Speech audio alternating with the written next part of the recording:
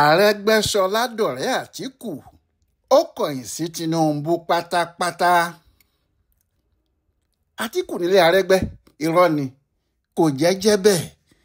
Àbí kì í ṣe Ràúfù Arẹgbẹṣọlá lẹ̀ ń sọ ni? Ṣé òun lẹ sọ pé Atiku lọ sílẹ̀? Atiku Abubakar kan náà. Ariwo tí bàbá àgbàlagbà Yorùbá kan ń pa rèé nígbà tó gbọ́ ìròyìn pé igbákejì ààrẹ tẹ́lẹ̀ Atiku Abubakar lọ sílé gómìnà ìpínlẹ̀ Ọ̀ṣun ìjẹta ọ̀gbẹ́ni Ràúfù Arẹgbẹṣọlá. Bàbá náà kò kọ́kọ́ gba ọ̀rọ̀ náà gbọ́ bí wọ́n ti ń sọ ọ́ tó. Ó ní àwọn oníròyìn fẹ́ràn irọ́. Àfi nígbà tí fídíò ọ̀rọ̀ náà jáde tó wo fídíò tó sì rí Atiku àti Arẹgbẹ tí wọ́n ń lọ́mọ ara wọn tí àwọn onílù dàlú bolẹ̀ rẹpẹtẹ. Fún bí ìṣẹ́jú mẹ́wàá lẹ́yìn tó wo fídíò náà, bàbá náà kò lè sọ̀rọ̀, ó kàn ń mirí ni. Ó sì mirí náà títí tí ojú ẹ̀ fi lérò fún mi. Bí kò sì jẹ́ pé ọmọkùnrin kì í ké ni, omi ìbá jábọ́ lójú àgbà òṣèlú náà. Ǹjẹ́ kí ló fẹ́ pa bàbá yìí nígbè? Ó ní láti ọjọ́ tí òun ti dáyé pé ìgbà àkọ́kọ́ tí ojú òun yóò làré sí aburú tó lè ti ọwọ́ olóṣèlú jáde.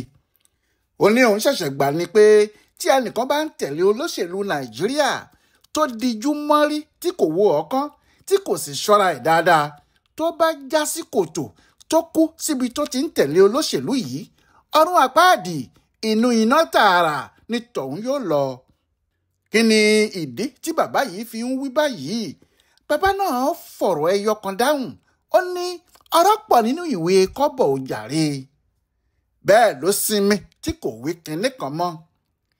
Nítòdodo, ẹni tó bá mọ Ràúfù Arẹgbẹṣọlá dáadáa, tó bá rí ohun tó ṣẹlẹ̀ ní Iléṣà lọ́jọ́ Ẹtì Friday yìí, tọ́hún yóò mọ̀ pé lóòótọ́ ayé yìí pé méjì o, àfi ẹni tí kò bá nírònú nìkan.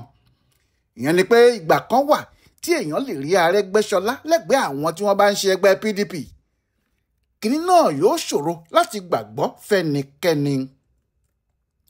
Nígbà tí Arẹgbẹ wà ní Ṣàngó Òde, kò sí bí ẹnìkan ti lè súnmọ́ ọ tó lọ́jọ́ tí tọ̀hún bá ti ní ohunkóhun láti ṣe pẹ̀lú ẹgbẹ́ PDP. Lọ́jọ́ náà lọ̀rẹ́ wọn rẹ́já. Ìjà tí Arẹgbẹ yóò bá tọ̀hún jà kì í ṣe ìjà òṣèlú tàbí ìjà ṣeréṣeré. Ìjà pátápátá ká má kíra mọ́ ni. Arẹgbẹṣọlá kò ní orúkọ méjì fún gbogbo ẹni tó bá ń ṣe PDP. Ọmọ Akíntọ́lá ló máa ń pè wọ́n. Tó bá sì ti rí wọn lọ́ọ̀kan ni yóò ti sọ fáwọn tí wọ́n bá jókòó tì í pé òun ò lè bá ọmọ Akíntọ́lá ṣe o, kí wọ́n má jẹ́ kí tọ̀hún súnmọ́ òun. Ọ̀dàlẹ̀ èèyàn làwọn olóṣèlú ilẹ̀ Yorùbá máa ń pè lọ́mọ Akíntọ́lá láàrin ara wọn. Ìyẹn nígbà tí wọ́n bá fẹ́ sọ tọ̀hún lórúkọ burúkú. Ohun tí wọ́n sì máa ń wí ni pé Akíntọ́lá ló dalẹ̀ Awólọ́wọ̀, pé òun ló jẹ́ kí wọ́n rí Awólọ́wọ̀ mú tí wọ́n fi sọ Awólọ́wọ̀ sẹ́wọ̀n, àti pé gbogbo aburú tó bá Yorùbá láti ìgbà náà títí dòní, ìwà tí Akíntọ́lá hù ló kó bá wọn. Ìdí nìyí tó jẹ́ nígbà tí olóṣèlú ilẹ̀ Yorùbá kan bá wo ẹnìkan ṣùnṣùn tó pè é ní ọmọ Akíntọ́lá, ó ti bá ayé onítọ̀hún jẹ́ ni, nítorí ọ̀dàlẹ̀ tí kò ṣeé bá ṣe tí kò gbọdọ̀ súnmọ́ ọ̀yàn ni wọ́n pe tọ̀hún yẹn. Bí Arẹgbẹ sì ṣe rí nìyẹn, ẹnikẹ́ni tó bá ti ṣe ẹgbẹ́ PDP ọmọ Akíntọ́lá ni lọ́dọ̀ tòun. Bẹ́ẹ̀ ni kò sí ohun tí ẹ lè máa ṣe tí Arẹgbẹ yóò bá ọmọ PDP jókòó, yóò yẹra ni. Bó bá jẹ́ òde tí kò lè ṣe kó má lọ, ó dìgbà tí àwọn tí wọ́n jẹ́ PDP yìí bá ti kúrò níbẹ̀ kó tó yọjú, tàbí kó ti kọ́kọ́ lọ síbi ayẹyẹ náà kó tó di pé àwọn ti PDP yìí dé. Ó hùwà náà nígbà kan tó ya àwọn tí wọ́n mọ̀ dáadáa lẹ́nu.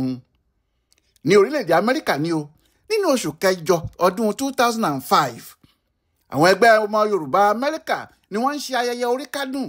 Wọ́n sì pe Ràúfù Arẹgbẹṣọlá gẹ́gẹ́ bí ọ̀kan nínú àwọn àlejò pàtàkì tí yóò sọ̀rọ̀ níbi ayẹyẹ náà. Ṣé kọmíṣánná ètò iṣẹ́ òde ni nígbà náà nínú ìjọba Tinubu lẹ́kọ̀ọ́? Ọjọ́ ayẹyẹ náà kù ọ̀la ni Arẹgbẹ ti dé sí Atlanta níbi tí ayẹyẹ ọ̀hún yóò ti wáyé. Gbogbo àwọn tí wọ́n ń ṣe òde náà sì ti rí, inú wọn sì ti dùn pé òun gan ni yóò bá wọn ṣí òde náà. Àmọ́ nígbà tí òde bẹ̀rẹ̀, lásìkò tó yẹ kí Arẹgbẹ ti wà lórí ìjókòó, ọkùnrin kọmíṣánná náà kò sí níbẹ̀, kò sì bá wọn bẹ̀rẹ̀ ètò náà rárá. Kí ló wá ṣẹlẹ̀? Ohun tí àwọn tí wọ́n rí nínú hòtẹ́ẹ̀lì ń bi ara wọn nìyẹn. Àwọn kò mọ̀ pé àwọn èèyàn ti wá sọ fún un nínú òtẹ́ẹ̀lì níbẹ̀ pé Gbẹ́ngà Daniel tó jẹ́ gómìnà ìpínlẹ̀ Ògùn nígbà yẹn tí òun jẹ́ ọmọ PDP ẹni tí wọ́n fi ṣe àlejò pàtàkì ti dé síbi ayẹyẹ àti pé wọn yóò jọ jókòó sórí àga iwájú ni. Arẹgbẹ́ takú ó lóun ò lè jókòó pẹ̀lú àwọn ọmọ Akíntọ́lá ohun tí kò jẹ́ kó bá wọn bẹ̀rẹ̀ ayẹyẹ náà nìyẹn. Lẹ́yìn tí Daniel ti sọ̀rọ̀ tó sì ti lọ, Arẹgbẹ́ padà wá síbi ayẹyẹ ọ̀hún lóru, òun náà sì sọ̀rọ̀ tirẹ̀. Àmọ́ gbogbo ohun tó wí náà ni pé àwọn èèyàn tí wọ́n bá wà nínú PDP kò ní oore kan tí wọ́n lè ṣe fún ilẹ̀ Yorùbá àfi kí wọ́n wá gbogbo ọ̀nà láti lé wọn lọ nítorí ọ̀dàlẹ̀ ni wọ́n. Olódìgbà àti ẹgbẹ́ Progressive tó jẹ́ ti Awólọ́wọ̀ bá gbàjọba kí ìdàgbàsókè gidi tó lè dé sí ilẹ̀ Yorùbá lápapọ̀. Ní gbogbo ìgbà tí wọ́n sì fi ń ja ìjà láti di gómìnà tí Ọlágúnsóyè Òyìnlọ́lá ń ṣe gómìnà lọ́ṣùn, ariwo tí Arẹgbẹ́ ń pa náà ni pé àwọn fẹ́ gbàjọba lọ́wọ́ àwọn ọmọ Akíntọ́lá ni, àwọn ẹgbẹ́ tí wọn kò ní oore kan tí wọ́n lè ṣe fún ọmọ Yorùbá, pé AD nìkan ló jẹ́ láti ara ẹgbẹ́ àwọn Awólọ́wọ̀ nìkan ló lè kó Yorùbá dé ilẹ̀ ìlérí. Béèyàn bá rò pé nítorí tí Arẹgbẹ́ kò ì tí ì di gómìnà ló ṣe ń sọ bẹ́ẹ̀, irọ́ ni o. Kíní kan ṣẹlẹ̀ ní 2011 lásìkò tí Arẹgbẹ́ ń ṣe gómìnà lọ́ṣùn. Ààrẹ Goodluck Jonathan fẹ́ wá sí ìpínlẹ̀ náà. Gẹ́gẹ́ bí ẹ̀tọ́ àti ètò lábẹ́ òfin, kò sóhun tí Arẹgbẹ́ gbọ́dọ̀ máa ṣe bíi gómìnà tí kò ní lọ pàdé ààrẹ. Ó gbọ́dọ̀ dúró de ààrẹ Nàìjíríà ni. Ṣùgbọ́n Arẹgbẹ́ ò dúró. Kàkà kó dúró, ọ̀dọ̀ Tinubu ló gbà lọ lÉkòó tó sì wà níbẹ̀ tó ní òun ṣèpàdé kan tó ní kí igbákejì òun lọ pàdé Jonathan nítorí òun kò ní kinní kan ṣe pẹ̀lú àwọn ọmọ Akíntọ́lá. Bó tilẹ̀ jẹ́ ìwà àrífín àti ìbàjẹ́ gbáà ní eléyìí lójú òfin Nàìjíríà, Arẹgbẹ́ ṣe é láṣegbé o. Torí ohun tó ń tẹnu mọ́ ni pé ohun téèyàn ò bá ní jẹ kì í fi irun mú. Òun ò lè dúró tàbí jókòó níbi táwọn tí wọ́n ń ṣe PDP bá wà ní. Ìyẹn kan Ọlọ́run kan. Nígbà tí wọn yóò dìbò ní 2011, àwọn ẹgbẹ́ ACN ní Fanuhu Ribadu kalẹ̀, wọ́n sì bẹ̀rẹ̀ sí ṣe kàmpéènì fún káàkiri. Wọ́n ní òun ni yóò dupò ààrẹ lórúkọ ẹgbẹ́ àwọn. Wọ́n sì fi Fọlá Adéọlá ṣe igbákejì ẹ̀. Àmọ́ nígbà tí kàmpéènì náà dé ibì kan, àwọn Jonathan láti inú PDP rìn súnmọ́ Tinubu tí í ṣe olórí ẹgbẹ́ náà. Wọ́n sì jọ sọ̀rọ̀ àsọyé. Òní aṣáájú ACN yìí bá ní kí Ribadu sì dúró ná. Kò jẹ́ kí Jonathan lo sáà tó fẹ́ lò yẹn. Wọn yóò padà wá gbàjọba náà tó bá yá. Ìtumọ̀ yìí ni pé àwọn ACN kò ní dìbò, èyí tí yóò fún Jonathan láǹfààní láti wọlé ní gbogbo ilẹ̀ Yorùbá. Bẹ́ẹ̀ ló jẹ́ gbogbo ìbò tí wọ́n dì ní àwọn ìpínlẹ̀ ilẹ̀ Yorùbá yìí, Ribadu kò wọlé níbẹ̀ o, àfi ní ìpínlẹ̀ Ọ̀ṣun nìkan.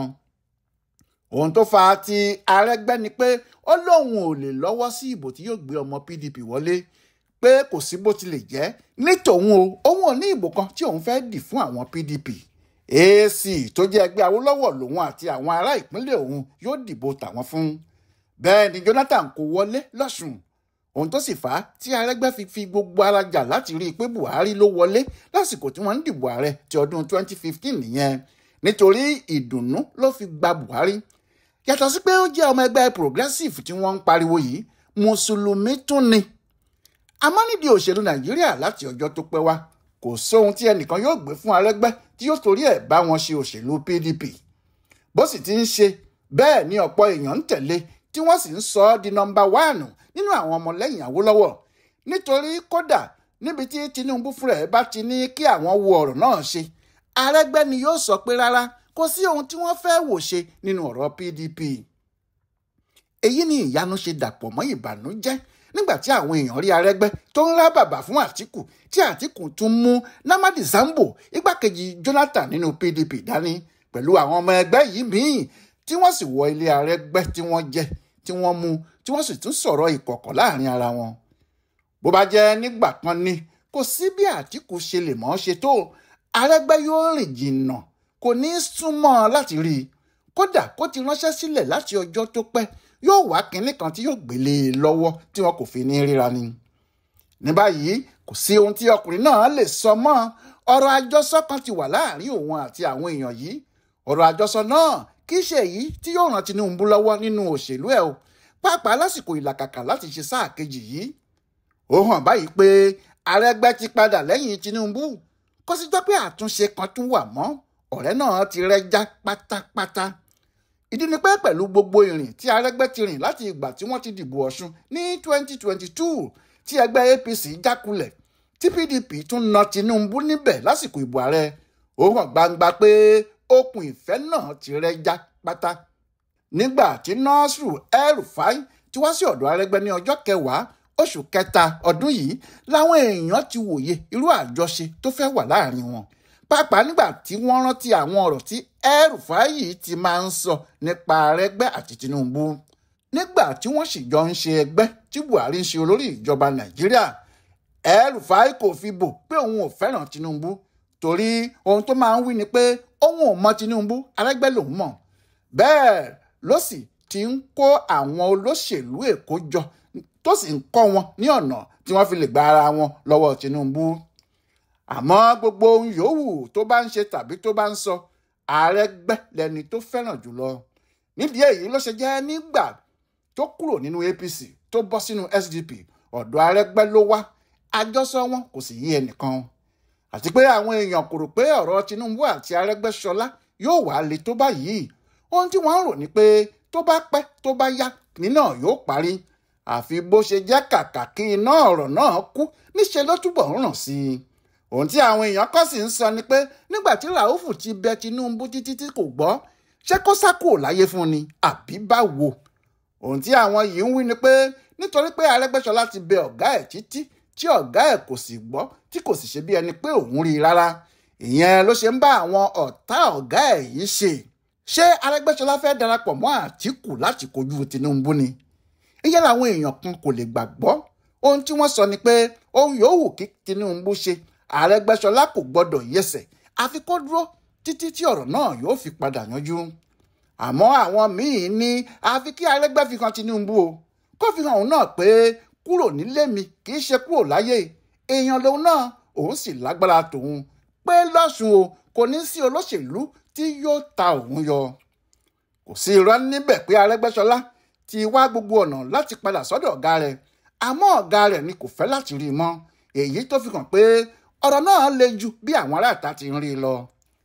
Ṣùgbọ́n kí ni Àtíkù yóò fún Arẹ́gbẹ́ṣọlá o?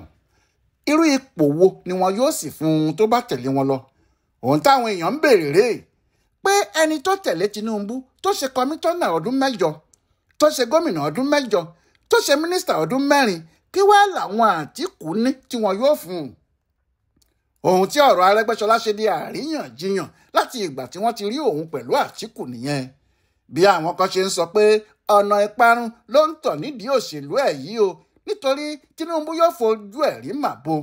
Bẹ́ẹ̀ làwọn míì ní ọ̀nà kan ṣoṣo tó fi lè gba ara ẹ̀ kalẹ̀ nìyẹn, tó sì fi lè fi hàn Tinubu pé òun kì í ṣe ọmọdé àgbékọ̀rùn roko. Torí ó ti gbẹ́kúta o, kò sì bìkítà mọ́. Ó ti lóun ṣetán láti fèsì gbogbo ohun tó bá ti díẹ̀ yọ, torí ohun tó ń sọ fáwọn tó súnmọ́ ni pé Tinubu ti sún òun kan ògiri. Ọ̀rọ̀ tó wà nílẹ̀ yìí láàrin Tinubu àti ọmọọṣẹ́ ẹ̀ bí ìgbà tí ajá fìbínú wọlé ẹkùn ni o. Lóòótọ́ ni pé ajá tó bá wọ ilé ẹkùn yóò fẹ̀jẹ̀ wẹ̀, àmọ́ kí ajá tó fẹ̀jẹ̀ wẹ̀ ó lè ti fa ẹkùn lẹ́wù yá o. Ọláyíwọlá Alága ló ṣe àgbéyẹ̀wò ọ̀rọ̀ Àtíkù àti Tinubu pẹ̀lú Arẹ́gbẹ́ṣọlá yìí fún Bùdó Àgbáyé fún Àṣà àtìṣe Yorùbá World Center nínú ọgbà Yunifásítì Ìbàdàn. Ẹ kú dédé àkókò yìí o.